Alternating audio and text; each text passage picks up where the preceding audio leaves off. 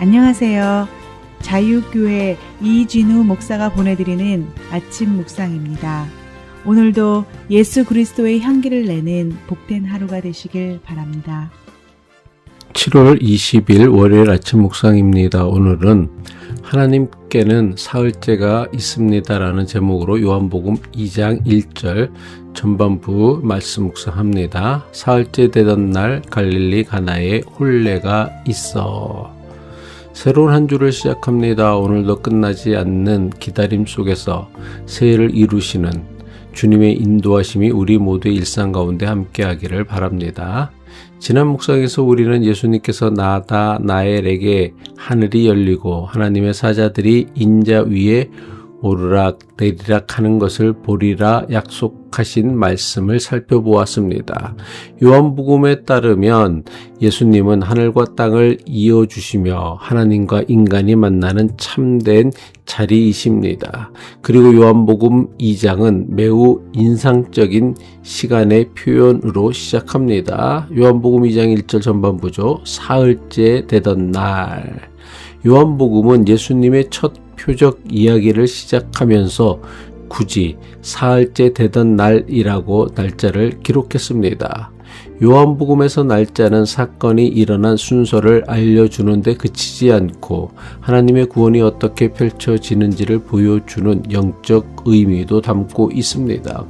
우선 사흘째 되던 날은 요한복음 1장에서 예수님이 빌립과 나다 나엘을 만난 날로부터 사흘째 되는 날이라는 시간적 의미를 나타냅니다. 그런데 요한복음 1장에서는 이튿날이라는 표현을 3번 29절과 35절과 43절에서 3번이나 반복하여 예수님의 첫 사역을 하루하루 세워왔습니다. 세례 요한이 예수님을 하나님의 어린 양이라고 증언한 날, 첫 제자들이 예수님을 따라간 날, 빌립과 나다 나엘이 예수님을 만난 날이 시간의 흐름을 따라 이어집니다. 요한복음 1장의 날짜 배열과 2장 1절의 사흘째를 연결할 때에 예수님의 첫 표적은 요한복음이 시작한 첫 주간의 7째 날에 놓입니다. 태초의 말씀이 계시니라라는 요한복음을 시작하는 첫 구절은 창세기의 첫 구절인 태초에 하나님이 천지를 창조하시니라를 떠올리게 합니다. 창세기에서 하나님은 엿새 동안 세상을 창조하시고 7째 날에 안식하셨습니다. 요한복음의 이러한 날짜 배열은 창조의 말씀이신 예수님께서 7째 날의 이미지 속에서 첫 표적을 행하시며 새로운 창조의 기쁨을 드러내시는 장면으로 읽게 합니다. 이것은 요한복음이 소개하는 예수님이 단순히 놀라운 기적을 행하는 분이 아니라는 뜻입니다. 예수님은 낡은 세상을 조금 고쳐주시는 분이 아니라 죄와 죽음으로 일그러진 세상 가운데 하나님의 새로운 창조를 시작하시는 분입니다. 더 나아가 사흘째라는 표현은 초대교회 그리스도인들에게 예수님의 부활을 자연스럽게 떠올리게 했을 것입니다. 물론 요한복음 2장 1절의 사흘째를 예수님의 부활에 대한 직접적인 예언이라고 단정해서는 안 됩니다. 그러나 요한복음은 바로 이어지는 2장 19절부터 22절에서 사흘을 예수님의 죽음과 부활에 명확하게 연결합니다. 예수님께서는 성전에서 장사하는 사람들을 내쫓으신 뒤 무슨 권한으로 이런 일을 하느냐며 표적을 요구하는 사람들에게 말씀하셨습니다. 요한복음 2장 19절이죠. 너희가 이 성전을 헐라 내가 사흘 동안에 일으키리라. 사람들은 예수님께서 돌로 지은 예루살렘 성전을 사흘 만에 다시 세우겠다고 말씀하시는 줄 오해했습니다. 그러나 요한복음은 예수님께서 성전된 자기 육체를 가리켜 말씀하신 것이라고 설명합니다. 사람들이 예수님의 몸을 십자가에서 무너뜨리겠지만 예수님께서는 사흘 만에 죽음을 이기고 다시 일어나실 것입니다. 물론 제자들은 당시에는 예수님의 이 말씀을 제대로 이해하지 못했습니다. 하지만 예수님께서 부활하신 뒤에야 그 말씀을 기억하고 믿게 되었습니다.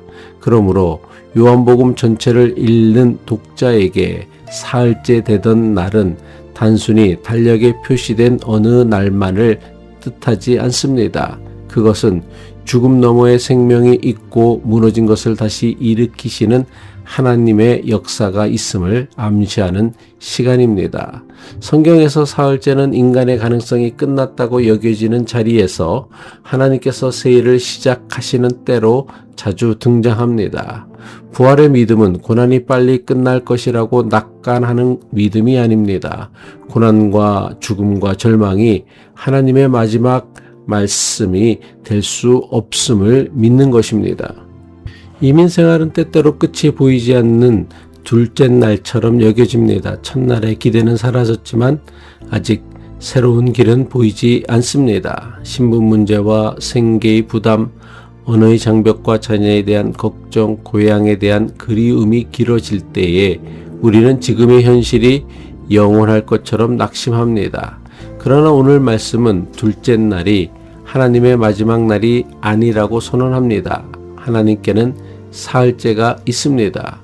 우리가 원하는 방식으로 문제가 해결되지 않더라도 하나님은 기다림 속에서 우리를 새롭게 하시고 절망 속에서도 생명의 길을 만들어 가십니다.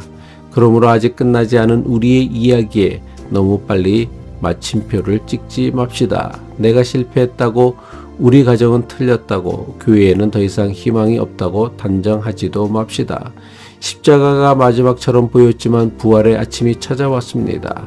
무덤이 예수님의 마지막 자리가 될 수 없었던 것처럼 오늘의 절망도 하나님께서 쓰시는 마지막 문장이 될 수 없습니다.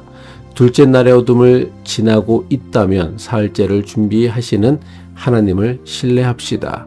보이지 않아도 일하시고 무너진 자리에서도 새로운 창조를 시작하시는 주님을 바라봅시다. 오늘도 부활의 소망으로 한 걸음을 내딛는 저와 여러분이 되시기를 바랍니다. 기도하겠습니다.